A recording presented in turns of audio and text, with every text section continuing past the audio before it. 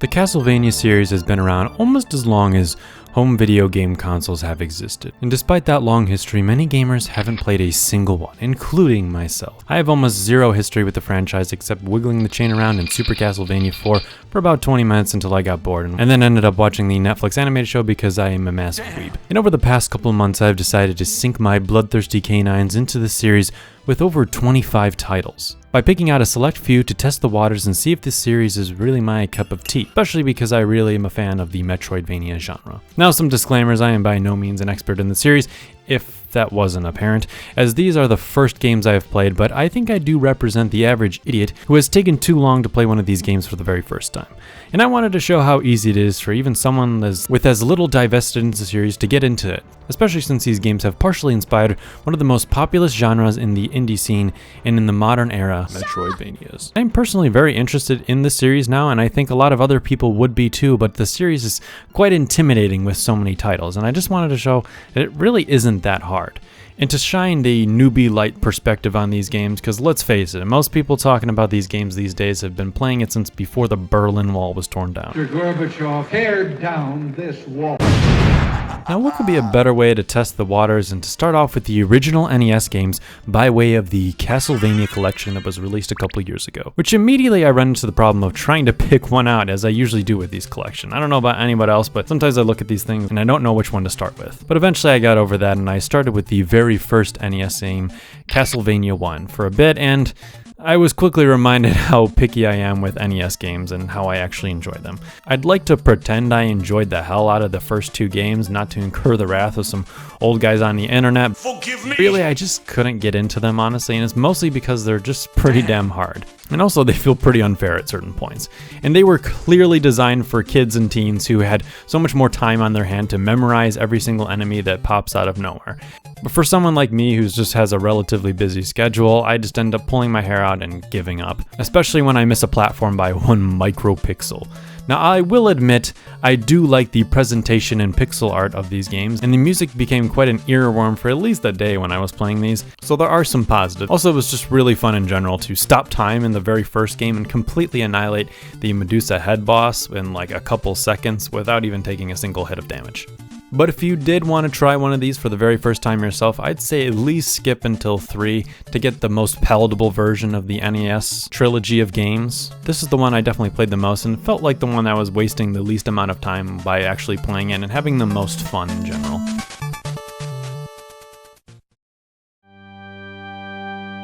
Now, despite me trying this series out for the first time now, technically my first intro to Castlevania was by way of this game on the 3DS Virtual Console, only like I said in the intro, I just wiggled the chain around for a bit and kind of gave up, and I didn't really appreciate it that much. I was in college and probably went back to yanking my dad. This time around though, I grew to really appreciate it a lot more. It even has features that I like here that kind of disappeared from future games that I've played, and it does have that grittier look to it and is a little bit more elevated from the NES games. The levels are definitely more distinct in this game, and it also has things like gates that allow you to move from the fore and background to avoid enemies in various holes, and that's something I kind of wish more games in this series had, and they don't really have, there's not too many that have that from this point forward. There's also definitely just a lot more details, I feel, in this game compared to the NES ones on account of just being an SNES game. And speaking of the chain from earlier, it's not just the wiggly chain like I joked about before, but the grappling is pretty intuitive and fun. I was surprised how little time it took me to actually get used to using it, to swing it into enemies and using the wiggle function, I don't know what you call it, to hit enemies that you maybe missed the very first time, or the enemies that kind of jiggle around a lot. I also like that there was some variation in this game for boss locations. The very first boss is at the end of the level like normal, but the second boss is right in the middle, and then there's kind of this river escape like sequence afterwards, and it's not exactly mind-blowing, but I did think it was pretty dope, and I bet you people thought it was pretty dope back in the day too. And it might be sacrilege, but I'm almost more impressed by some of the features this game has compared to even something like Super Mario World, which came out around the same time. And I think this is definitely a little bit more of a better starting point if you want to get into one of these more level-based Castlevania games before they did the whole Metroidvania thing, which we'll get into that a little bit later. But after this, I did kind of feel like, okay, I've kind of seen what they can do with this formula, and I did skip around a little bit, which is when I went into I think this is truly where we dive into the first game that really caught my heart, and that was Castlevania Bloodlines. I mean, it has a lot of the same features, I guess, that the earlier games have, but I think really what hooked me the most on this game was just the vibes and atmosphere of this game. Because, I mean, just look at it. If there's anything I think any of us could praise about this game in particular, it'd be pretty unanimous, would be the graphics and art style. And I don't know, maybe I'm a little crazy, but I think this game is one of the best looking in the entire series, and it really had me thinking maybe Sega really does what Nintendo don't, or at least did back in the day. Damn! But I really just love the water and reflections and the setting sun in the background of the very first level. It just feels very iconic. Overall, I did have a decent amount of time. It's a pretty short game, and I did enjoy this linear design more than some of the other ones, but I think the thing that really I loved the most was probably just the art design and the pixel art in this game, and that's really what hooked me. It's a little surface level, but hey, you know, sometimes we're simple creatures. That being said, I definitely do think that Castlevania Bloodlines is worth playing, especially if you're into like surface level shit like I am, like just how good the game looks. But that really leads us into the real game, the game that a lot of people will even recommend that you start with and skip all these other ones and go straight to this one. And that, of course, is...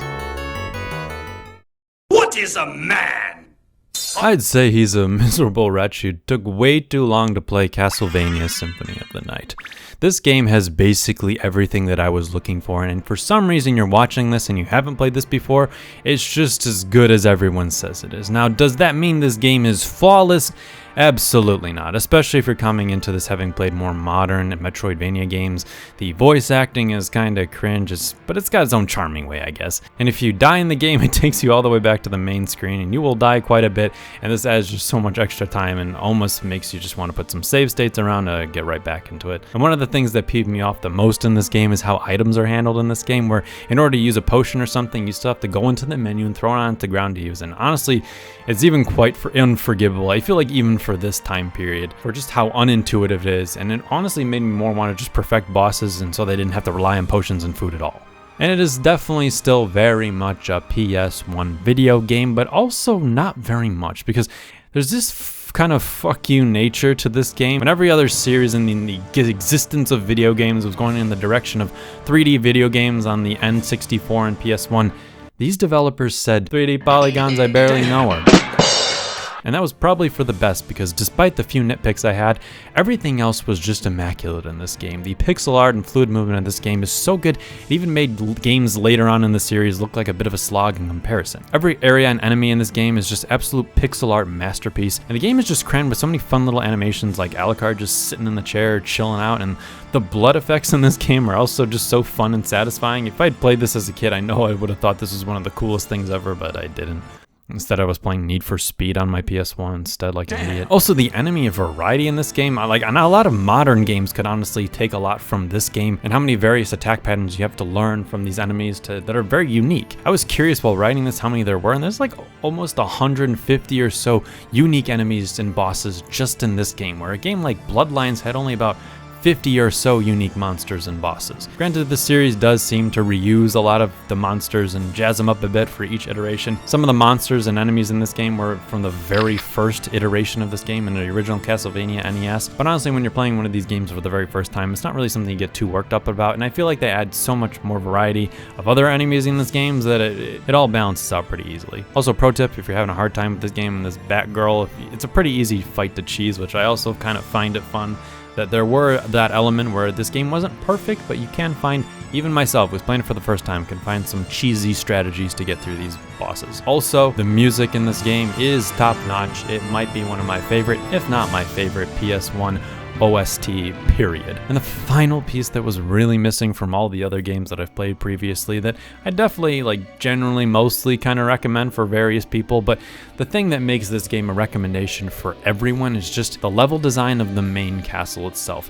While the castle is beautiful itself and is quite a masterpiece, this game is about just as beautiful as Castlevania Bloodlines. This is the game that really kicked off all those elements that you see in a lot of the other Metroidvania games that exist today. And it is definitely the most traditional Metroidvania-like game where you go exploring around, and it blends exploring as well as backtracking, as finding new bosses and all that other fun stuff. Even now, having played this game about twice in the past year or so, I feel like there's just so many things I have even yet to discover in this game. It's also why I can see other genres entirely, like the Dark Souls, which eventually inspired Souls-like games, took a lot of inspiration from a game like this. The only minor problem I had with this game is the big surprise about 2/3 is the inverted castle, which is a very cool idea and is probably the thing I've heard the most about this game before even playing it, and I did know about this before I started playing it. And unfortunately for me, it didn't quite live up to the hype. I was always told that this is one of the coolest things, and I'm sure back in the day it was. And if you don't know about it, then it is probably one of the coolest things of all time. And after hearing about it, I had often wondered how they even make an inverted castle work when the entire game was built around the initial grounded experience. And the answer is that it only kind of works, and maybe it's a skill issue, but I found that I spent about 80% of my time navigating the inverted castle in bat mode, because I would make a jump and then I'd end up missing it, and I had to default to bat mode again just to not fall to my death or something. And then the only time I'd go out of bat mode is just to fight enemies or something. So overall, I did feel that the inverted castle didn't quite live up to the expectations I had, but again, this is one of the first games of its kind, so we gotta maybe give it a little bit of a pass. Something I have kind of neglected, this is an RPG game, and that's something that I've kind of wondered where. Like, I love playing Metroid games, and this is called the Metroidvania genre, but Metroid games don't really have any sort of RPG-like elements, leveling up or something, and a lot of Metroidvania indie games do have that. And now I know why. It's because it all came from this side, the Castlevania side. Of course. I kind of figured that's where it was from, but it's kind of fun to see where that really came from here. Overall, though, I do really enjoy this game in particular, and it's really what launched me into trying out several other games past this, because I almost gave up on this kind of video idea in general. If it wasn't for this game, I probably would have if all the games were like the other ones. And it's also where I think most people should probably start their Castlevania journey, because I think it's really just does hold up that well. I think even from here, the only problem with this game is that this game is 99% timeless, where a lot of the others are kind of their time. So it is fun to go back, but Symphony truly holds its own against a lot of games even today. That being said, though, despite my growing love for Castlevania after playing this game, there was a bit of a stumble, and part of that is that not every game going forward from here can really live up to the hype of Symphony of the Night. I'll be up front, I don't really like Circle of the Moon very much, and the main reason I don't think I like it as much is because it's not Symphony of the Night. And that's a problem that I think I might have, and probably in a lot of other people in going forward in this series. Mostly because of the movement in this game. Now, it might be kind of telling that I only put about 2 hours in this game and didn't even get that far before I kind of gave up on it, but I did get far enough to get the double jump and even the forward dash bash skill that you have in this game, and even after that time, I just couldn't help but feel this game was a slight step back from Symphony of the Night, because they just wanted to go back to a more traditional slow Whipman formula, and you couldn't just speed dash back and forth as much like you could in Symphony of the Night, and it just made this game feel quite a bit more sluggish in comparison. Maybe it's because I played Symphony of the Night back to back, and I played this game, and maybe I needed a little bit more separation from Symphony of the Night to really appreciate this one, but I did kind of bounce off it pretty hard. But there was one thing that this game fixed, and that was the item menu usage to drink potions, and that was much appreciated, and it's much easier to do that in this game than the others, and it's definitely how it should have been done from the very beginning. Anyways, because of that, the only logical thing to do was that to move on to another game and to find one that is a little bit more of a spiritual successor to Symphony of the Night. Now, Harmony of Dissonance, another game on the Castlevania Advance collection, felt so much more like Symphony of the Night 2.0. And because of that, it's also definitely my second favorite game in the series, and definitely the one I think you should probably go into next after you enjoy Symphony of the Night, because you're probably guaranteed to like it no matter what. And if I told you it's almost entirely because of the dash skill, well, it basically is, because the game doesn't really look that much better than Symphony of the Night, but it definitely plays a lot more similar to Symphony of the Night. And I'm a simple man. I like moving fast in these games, and that, especially ones that require a lot of backtracking and exploring, in this game has perfected that, so it doesn't feel as much like a slog. And I do think this game is almost faster than even Symphony of the Night in a lot of ways. I do think overall the game is a tad easier than Symphony of the Night, and the bosses were definitely kind of a breeze, and my biggest problem with this game is that it's on a Game Boy Advance system, and I did play it on the Switch, and I do love and cherish the Game Boy Advance for its very colorful and vibrant games usually, and there's no different here. But for once, it's not really my preference for the Castlevania series. I love Symphony of the Night because of the grittier nature, and while this game is emulating that to the best of its ability, it can never truly capture the emo vampire charm of its inspiration. Same could even be said about the music in this game, is just not as good as Symphony of the Night. And I don't even know if it's even possible for a Game Boy Advance game to be as good as a PS1 game's music, and that's just because of what system it was on. Overall though, I really gotta hand it out to this game for fitting 2 whole castle designs on this tiny little cartridge, and dare I say, this game is quite ambitious for trying to be Symphony of the Night in your pocket. It also brought back some of the chain wiggle from Super Castlevania IV, and we know I'm a weirdo fan of that, so I think is one of the best features in the entirety of video games. Sarcasm. After that though, I did get a little bit kind of going all over the place. I tried Dracula X for about 30 minutes, as it is on the Advanced Collection. It just kept pissing me off, so I quit. And again, this video is more just something that I wanted to explore this series for the very first time and kind of document that experience, and especially for people who might want to get this. And if you want my overall recommendation, I'd say if you really do like Metroidvania games, then I would definitely start with something like Symphony of the Night, or even its more spiritual successor, Harmony of Dissonance, rather than starting with the original games. But I think there is still a lot of fun to have with those games, especially if you're someone who wants to relive the nostalgia of an NES game and you haven't played those games yet. And this whole video idea has kind of exposed a whole other problem with, for me going through a series chronologically, because this is where I do think it's better to just play the game that is the best one for you and the one that you think you're going to love the most, rather than try to go through the series from the very beginning, because honestly, that might not be the best place that you're actually going to get hooked into a game. That's kind of what happened to me. I didn't really find the more appreciation for the series until I really played Symphony of the Night.